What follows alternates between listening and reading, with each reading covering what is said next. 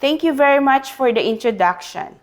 Reverend Father Marcelo V. Manimtim, the President of Adamson University, University administrators, respective deans and faculty members, distinguished guests, graduating class of 2020, and my fellow Adamsonians, parents, ladies and gentlemen, warmest greetings from Dubai, UAE. Life is like a series of mountains to be climbed. Once you reach a peak, you don't stop. You just find a higher mountain to climb. These words have been my guiding principle throughout the years and have always helped me in my journey. When I arrived in Dubai in 1992 at the age of 22, a graduate in chemical engineering from Adamson University, little did I know the lofty heights I would scale in the UAE.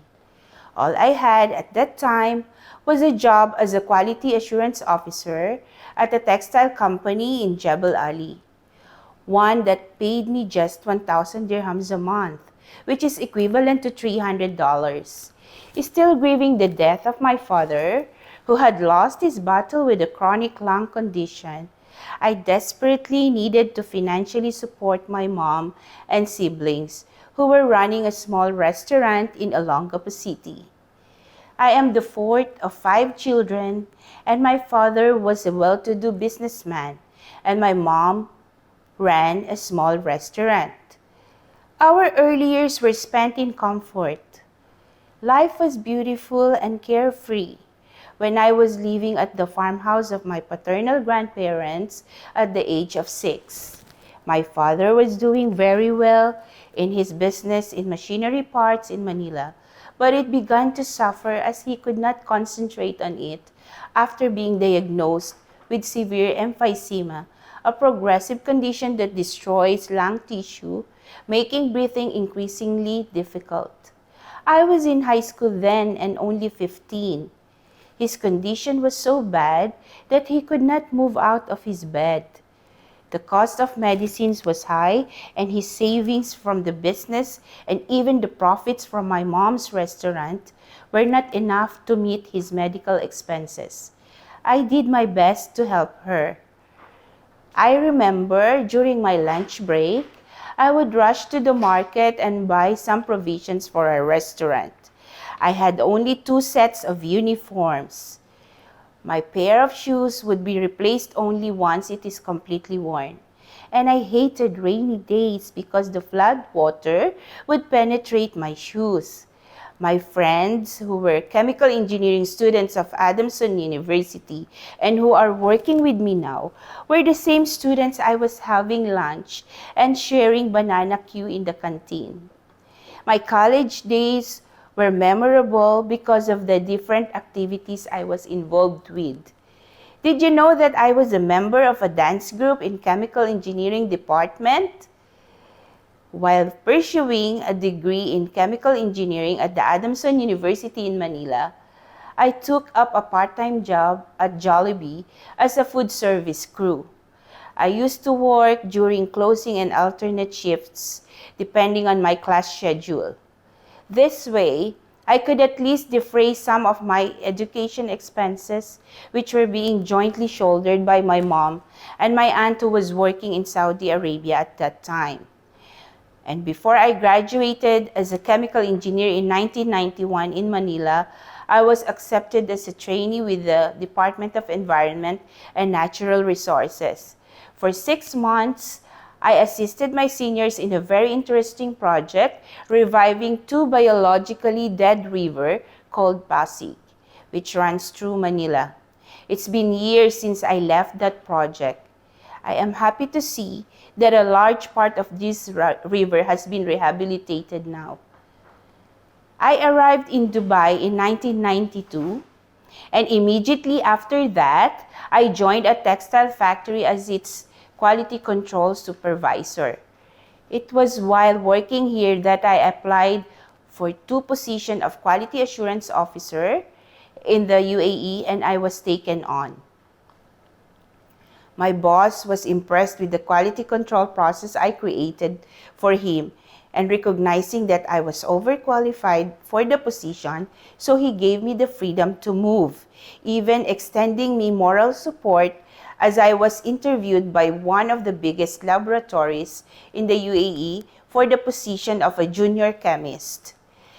There, I undertook a range of civil engineering and infrastructure projects and had a testing analysis division. When the chief chemist left, I was promoted to fill his position, and after a month, I was forced to resign by the division manager. Being the only female chemist in that laboratory was not easy to be adapted due to cultural barriers and practice. Since my subordinates are all male and I was their chief, following my leadership was not easy for them because of their wrong perception and acceptance of gender equality. It was a frustrating experience, but that situation has made me stronger because it has allowed me to work towards my vision, achieve my goal, and shine like a diamond, representing the values and teaching I have learned from my beloved alma mater, Adamson University. After 6 years, I was headhunted for the Geoscience Testing Laboratory, and I accepted to join as the Quality Assurance Officer.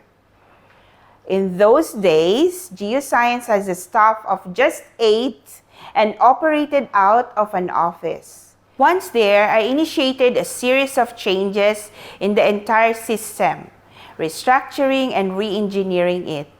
It took me weeks, and I was working on the entire gamut of operations, from testing and analysis to reports and worksheets and managing the team. There were several evenings when I even slept in the laboratory. And as our market reputation grew, our market share also increased, and we subsequently took up a larger laboratory space in one of the industrial areas in Dubai. We were awarded with prestigious and numerous infrastructure projects from the government and private sector. And that includes the construction of the world record-breaking Burj Khalifa and the downtown Dubai, the Dubai metros, the bridges, and other prestigious landmarks in the United Arab Emirates. And we have expanded our scope of activities to more specialized testing, such as halal integrity tests, food analysis, microbiological analysis, environmental analysis, etc. In 2000, I was promoted to General Manager, and in 2003 till 2016 to CEO of Geoscience Testing Laboratory. In 2016, Prime Group of Companies was launched. Then I became the Group CEO of Prime Group of Companies in the United Arab Emirates. It was just Geoscience Testing Laboratory, and now it has other business entities with it, such as facilities management, product and service solution and consultancy, certification and inspection body, training center, and trading company. We have branches all over the United Arab Emirates and has expanded its reach to India, Japan, and Philippines. During the pandemic, we have remarkably survived the challenges because of the resilience my team leaders have shown. We have responded quickly to the demands of the market and realized its worth, and apparently has brought us revenues to survive the sudden economic downturn.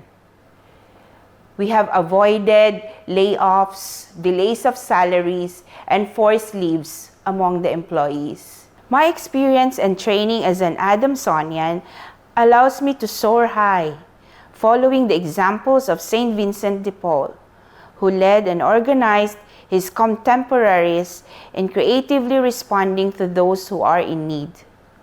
What life has taught me, which I am also sharing with you today: be equipped to anticipate, change, and to adapt. Be willing to be coached, mentored, and inspired. Go outside your mental box, your comfort zone, and explore. Mistakes should be viewed as stepping stones to rise in every occasion. Everyone fails. Do not be afraid. With this, I would like to thank you for your attention. And to show the actual results of what life has taught me, please allow me to share with you the fruits of my and my team's labor as well as hard work encapsulated through a video.